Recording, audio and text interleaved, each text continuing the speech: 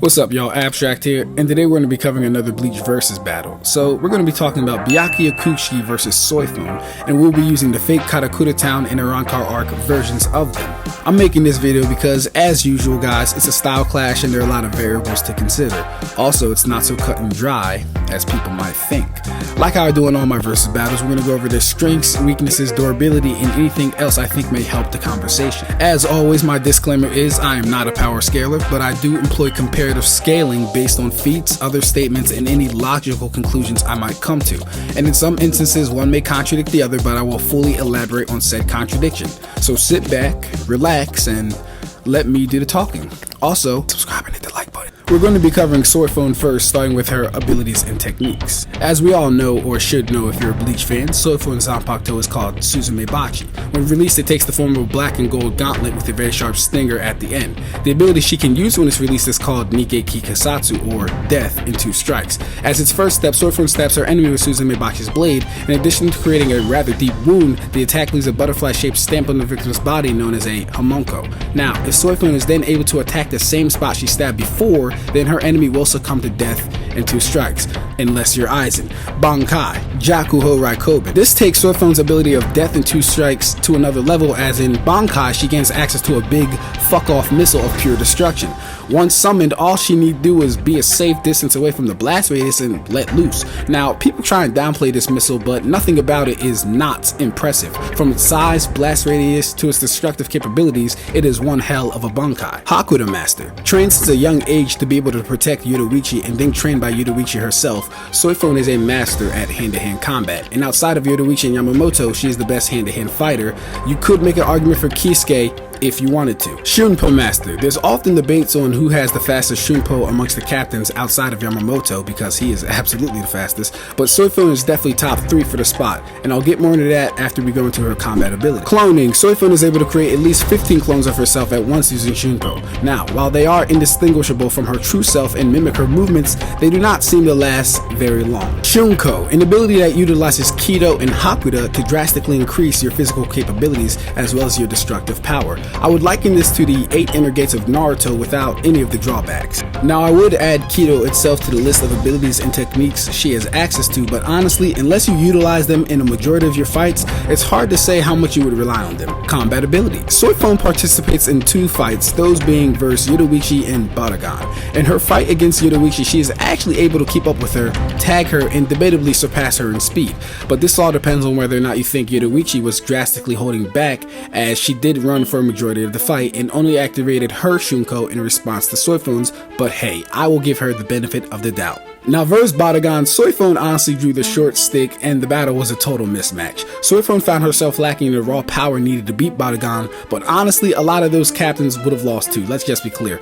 That being said, he was able to speed blitz her in base, dodge all of her attacks, and survive 2 shots from her Bankai. Now, Soifon, like my friend Toshiro, sometimes gets a bad rep, but I think people need to realize most of her fights are against people who she can't really use her abilities on. Like, Yoruichi was her beloved mentor who she cried to after fighting.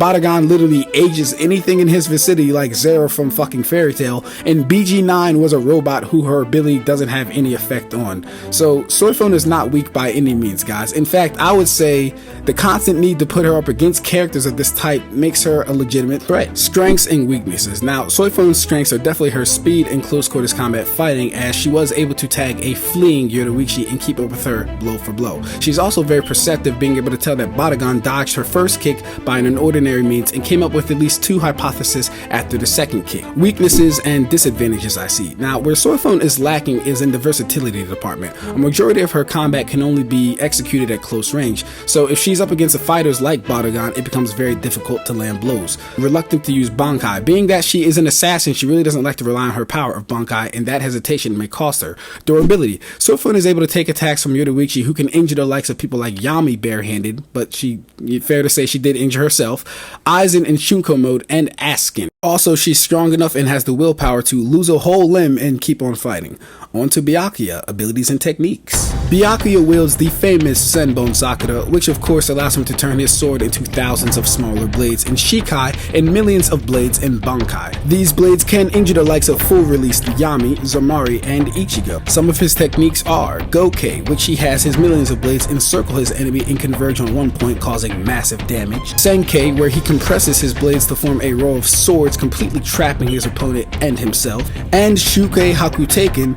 This condenses each and every one of his blades into a single point, drastically increasing its cutting and killing power. Now, I will be adding Kido to Byakuya's list because we see one pretty much every fight he's involved in. With that being said, I will go over 3 of them. Byakudai, a condensed electrical blast discharged from the finger or hand. Sokatsui, where blue flames discharge from the palm. And Riko Jokoro, generates a spark of yellow energy which summons 6 thin wide beams of light that slam into a target's midsection and hold them in place. The target is unable to move any part of their body, including the parts where they were not struck by the beams. And let me say, each Kido attack is proportionate in strength to the energy the user puts into it, and I guess how good they would technically be at Kido. Moving on to Shunko. Now, like Soifon, Byakuya also picked up 1 or 2 techniques from Yoruichi, one of those being Ho-Ho Stealth Shiho number 3, Utsusemi. Now, this essentially is the substitution jutsu from Naruto, as it allows Byakuya to substitute himself for an article of clothing. Combat ability. Now, Byakuya is one of the most well-rounded fighters in the show, being able to perform all forms of Soul Reaper combat, those being Zanjutsu, Hakudo, Kido, and Ho-Ho. In his fight with Ichigo, you could say they were evenly matched until White needs to help him out. In his fight with Zamari, it was a completely one-sided stomp, with Zamari having to resort to using Rukia and Hanataro against Byakuya. Byakuya would then go on to embarrass Yami with Kenpachi to the point where that battle got off-screen. Strengths. As I said before, Byakuya is one of the most well-rounded fighters in Bleach. He's able to attack from pretty much any range and can still defend himself very well. He's also one of the most perceptive people in the series, gathering information from combat exchanges and using that information to make deductions about his opponent's abilities, techniques, and limitations. Byakuya, to my knowledge, has no notable weaknesses unless you want to include violating his personal space and entering his safe zone. Durability. Byakuya is able to tank attacks from Ichigo's Getsu Katensho while in Bankai and while Holified. By my count, he took 3 of those directly. Very impressive for Byakuya. He's also able to fight perfectly fine with his tendons being completely severed by himself, by the way. And I also forgot, he takes an attack from Gin Shinso right after fighting his battle with Ichigo. So with everything on the table, I'm giving this win to Byakuya, and I'm going to tell you guys why. Although Soifon may outspeed him, the margin isn't by that much. Definitely not to where it would be a deciding factor to who wins the fight. Byakuya would be able to keep up with her, most likely on getting tagged by Suzume Bachi 2 to 3 times at most, and by that point he would release his Bankai and make it nearly impossible for Soifon to mount an offensive. Now, she could dodge the blades, but even that wouldn't last for very long, as we've seen Ichigo attempt this, and even he was trapped. However, that alone would not kill her, as I see her activating Shunko in response to his millions of blades attacking. Byakuya would be surprised but not impressed. This would go until she's worn down, and her using her Bankai against him is honestly something I don't see happening for a few reasons. Number 1 being that his Senbonzakura would throw off the explosion time, and she would know this. Number 2, there's always the chance that Byakuya could just fight in the air, so no blowing up the ground with me on it. Plus, Byakuya has several other Bankai moves he could use to kill her, or an assortment of Kidos he could rely on to trap her. Byakuya also has better intelligence and perceptive feats, being able to deduce how Zamari's ability works and countering it. Overall, guys, aside from her edging him in speed, he takes every other stat pretty clearly in my opinion. If you guys want a play-by-play fight, like how I did with Sakura versus Hidan or Mai versus Sakura, let me know, we can get that popping. Byakuya takes this though mid to very low difficulty, guys. Stay tuned for next time. Subscribe to the channel, like, comment, all that shit. We out.